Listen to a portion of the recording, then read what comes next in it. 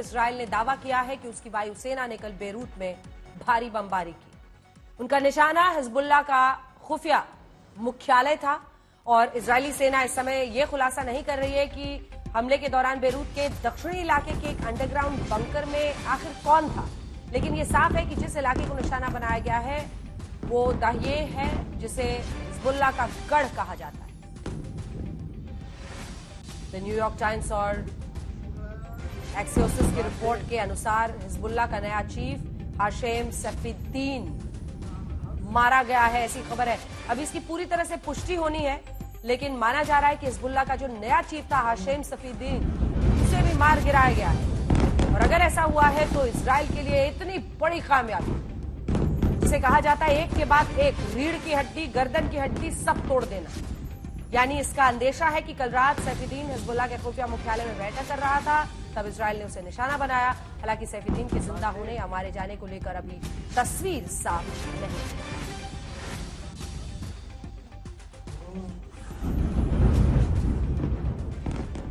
तो सैफुद्दीन के मारे जाने की अभी पुष्टि नहीं है, पूरे विश्व की नजर है, क्योंकि अगर वाकई नसरल्लाह के बाद सैफुद्दीन जो नेक्स्ट चीफ बना हिजबुल्लाह का, उसको भी इजराइल ने मार गिराया है, तो बहुत बड़ी कामयाबी इजराइल की होगी। हिजबुल्लाह के नए चीफ के मारे जाने पर सस्पेंस लेकिन बना हुआ है।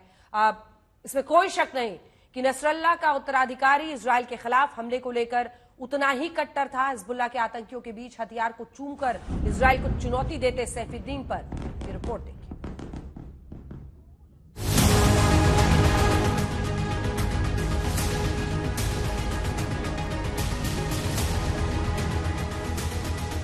हिजबुल्लाह ने कुछ इस तरह की थी नसरल्लाह के उत्तराधिकारी की ताजपोशी। अज्ञात ठिकाने पर हाशिम सफीद्दीन को थमाई गई थी ऑटोमेटिक राइफल। हिजबुल्लाह कमांडर ने सफीद्दीन को गले लगाया, फिर सफीद्दीन ने हथियार को चूमकर इजराइल के खिलाफ जंग की चुनौती स्वीकार की।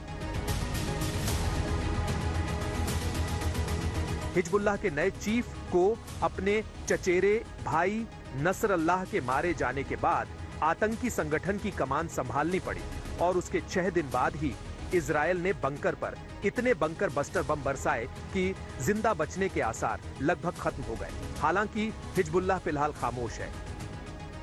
फिलहाल अभी तक हिजबुल्लाह की तरफ से हाशिम सैफुद्दीन को लेकर ये नहीं कहा गया है कि यदि वो जिंदा है या मारा गया है, लेकिन इसराइल का ये दावा है कि एक बैठक चल रही थी जो जनाजे को लेकर, जो कि सरमन आज होना है, उसके लिए जो है उसी दौरान वो उस घर को मिसाइल से अटैक किया गया सबर बेरूत में, और वो मारे गए हैं या नहीं मारे गए हैं कुछ घंटों में वो पता चलेगा। हाशिम सफीद्दीन आखिरी बार नसरल्लाह की मौत के बाद सामने आया था। उसने इजराइल से बदला लेने की धमकी दी थी, लेकिन स्पीच के बीच उसका पसीना पोंछना वायरल हो गया। इजरायली ट्विटर हैंडल तंज कर रहे थे कि नए हिजबुल्लाह चीफ ने इस डर से एयर कंडीशनर भी घर से हटवा दिया है कि कहीं मोसाद ने उसमें बारूद न फिट कर दिया हो, और इस वजह से उसके पसीने छूट रहे थे। नसरल्लाह के बाद हिजबुल्लाह ने अगला चीफ तय किया तो उसने उसके चचेरे भाई हाशिम सफीद्दीन को चुना। हिजबुल्लाह की एग्जीक्यूटिव काउंसिल का प्रमुख होने के साथ ही हिजबुल्लाह के जिहादी यूनिट की कमान भी उसके हाथों में थी। इजराइल का टारगेट होने के साथ ही सफीद्दीन अमेरिका का वांटेड आतंकी घोषित था। लेकिन बड़ी बात ये कि वो ईरान का लाडला भी था। ईरान से उसका रिश्ता कितना गहरा था ये इससे भी समझ सकते हैं कि उसके बेटे की शादी इजराइल के हाथों मारे गए ईरानी मेजर जनरल कासिम सुलेमानी की बेटी से हुई थी। ऐसे में उसकी मौत की पुष्टि हो जाती है तो ये ईरान के लिए दूसरा बड़ा झटका होगी, और शायद ईरान पर पलटवार के बदले इजराइल ने उसे बेरूत में बड़ी चोट देने की रणनीति पर काम किया है। ईरान के सुप्रीम लीडर खामेनेई ने तो नसरल्लाह को भी बेरूत से ईरान आने को कहा था, लेकिन अपनी सुरक्षा पर जरूरत से ज्यादा भरोसा नसरल्लाह के लिए घातक साबित हुआ। इजराइल ने अपने बंकर बस्टर बमों से नसरल्लाह को उसके बंकर में भी धुएं से दम घोंटकर मार डाला। अशरफ वाणी, बेरूत, आज तक। 3-4 जो बड़ी बातें हैं उसमें नसरल्लाह की मौत के बाद अगर सैफुद्दीन को इजराइल ने मार दिया है तो बहुत बड़ी कामयाबी होगी, लेकिन ईरान पर इजराइल का पलटवार कब होगा?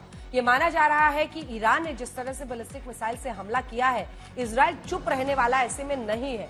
हमला पक्का है, लेकिन टाइमिंग तय नहीं है, ये बात कही जा सकती है, क्योंकि इजराइल सही समय एक स्ट्रैटेजी के तहत काम कर रहा है। देखिए, वो बहुत सारे फ्रंट्स एक साथ नहीं खोलना चाह रहा था, मुझे उसका सारा का सारा फोकस हिजबुल्लाह पर है, क्योंकि लेबनान बिल्कुल उसके बॉर्डर से लगा हुआ है।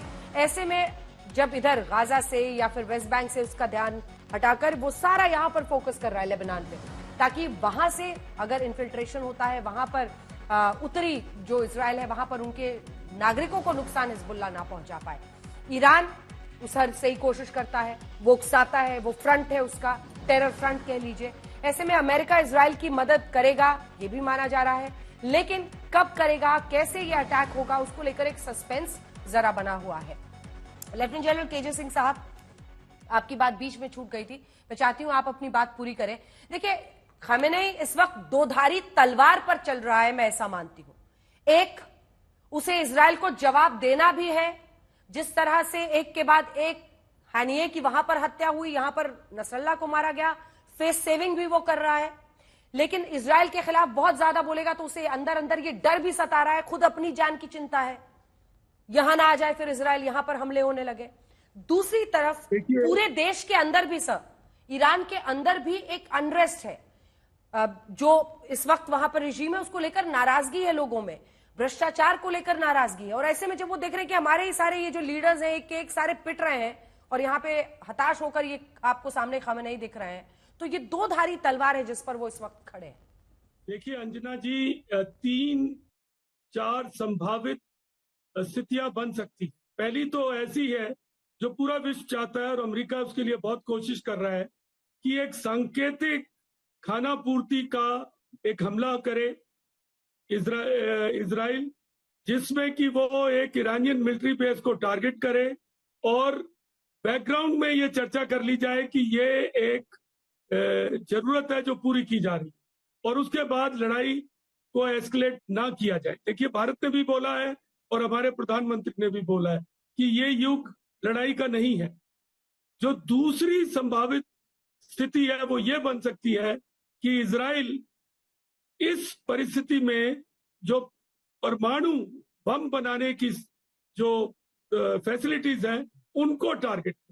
देखिए, बहुत उनके लीडर्स ने बोला है कि ऐसा मौका दोबारा नहीं आएगा और इस हालात में जबकि हमास और हिजबुल्लाह दोनों पिट चुके हैं, अमेरिका में 1 महीने तक असमंजस की स्थिति है क्योंकि राष्ट्रपति का चुनाव होना है, तो ये एक अपॉर्चुनिटी है। क्या इजराइल उसका इस्तेमाल करेगा? कोशिश ये की जा रही है कि इजराइल को इससे मना लिया जाए। तीसरी स्थिति जो हो सकती है वो ये है कि इजराइल कुछ पोर्ट्स और ऑयल इंस्टॉलेशन को टारगेट करे। ये एक बहुत खतरनाक स्थिति हो सकती है। ईरान ने वार्निंग भी दी है कि अगर ऐसा कुछ हुआ तो वो भी जो अमेरिका के सहयोगी हैं उनकी ऐसी फैसिलिटीज को टारगेट करे। और चौथी ऑफ कोर्स है ऑल आउट वॉर। तो अंजना जी, मैं तो ये उम्मीद करता हूं कि बातचीत के जरिए भारत भी इसमें भूमिका अदा कर रहा है कि सांकेतिक पे बात रुक जाए और चीजों को किस तरीके से सुलझा लिया जाए, क्योंकि इजराइल ने बहुत मायने में अपनी जो 7 अक्टूबर का उनका खामियाजा हुआ था वो पूरा कर लिया और उन्होंने अपनी इंटेलिजेंस की कैपेबिलिटी को बढ़ा लिया है और उनकी साख बढ़ गई है, उनका दबदबा बढ़ गया, उनका डर हो गया है चारों तरफ। तो ऐसी स्थिति में शायद अच्छा यही होगा कि बात यहाँ पर रुक। अंजना जी, तो यही विचार। बिल्कुल। मेजर जनरल ध्रुव कटोच रिटायर्ड भी हमारे साथ इस वक्त मौजूद है। जनरल, आप इसको किस तरह से देख रहे हैं? मतलब ये जो खामेनेई की धमकी है, क्योंकि उस धमकी के पीछे मुझे एक मजबूरी भी दिखाई दे रही है। वो मजबूरी है कि उन्हें लोगों को भी कहीं ना कहीं कन्विंस करना है कि भाई सारे लोग एक साथ आइए। उनको भी पता है नहीं आने वाले हैं। सऊदी और यूएई, बहुत सारे ऐसे मुल्क है, जॉर्डन, इजिप्ट, सब दूसरी तरफ देख रहे हैं। उनको मतलब नहीं, वो अपने देशों को इसमें नहीं झोंकना चाहते। अब स्पष्ट हो गया इतने दिनों में। दूसरी तरफ उसे ये भी पता है कि उसकी खुद की जान पर खतरा है, छिपते फिरना पड़ रहा है। अंजना जी धन्यवाद। देखिए, जो मेरे सोच विचार से जहां तक ईरान की बात है, उसके अलावा उसके पास और कोई चारा नहीं था। अगर वो हमला करता तब वो खतरे में पड़ जाता है, जैसे अभी पड़ गया है। और अगर हमला नहीं करता तो उसकी क्रेडिबिलिटी जो है, ईरान की क्रेडिबिलिटी पूरी दुनिया में खत्म हो जाती। तो दोनों तरफ से मुझे लगता है ईरान फंस गया था अभी, और उसने अपना एक ऑप्शन ले लिया है। अभी आगे आगे जहां तक इजराइल की बात है, मुझे कोई शक नहीं है इजराइल इसका जवाब देगा, और वो बहुत तगड़ा जवाब देगा। हमारी सिर्फ जैसे जनरल केजे ने बताया, जो भी हमला हो, अगर वो ऑयल फैसिलिटीज के ऊपर ना हो तो दुनिया इसको बर्दाश्त कर लेगी। ऑयल और न्यूक्लियर फैसिलिटी को छोड़ के जो भी इजराइल करना चाहती है वो कर ले, लेकिन वहां पर ईरान भी अभी खत्म होने वाला, ईरान भी ये युद्ध वहां पर खत्म नहीं करने वाला है। तो ये जो मुझे लगता है आगे वाले दिनों में लेबनान में ऑपरेशन चलते रहेंगे, लेकिन ईरान और इजराइल के बीच में मिसाइल का युद्ध ये जाके काफी दिनों तक चलेगा। ये इस समय पर जो ईरान ने हमला किया था इजराइल के ऊपर, कुछ नुकसान हुआ है इजराइल को, खास करके उनके एयरबेस के ऊपर, और उनके फाइटर एयरक्राफ्ट को भी नुकसान हुआ है।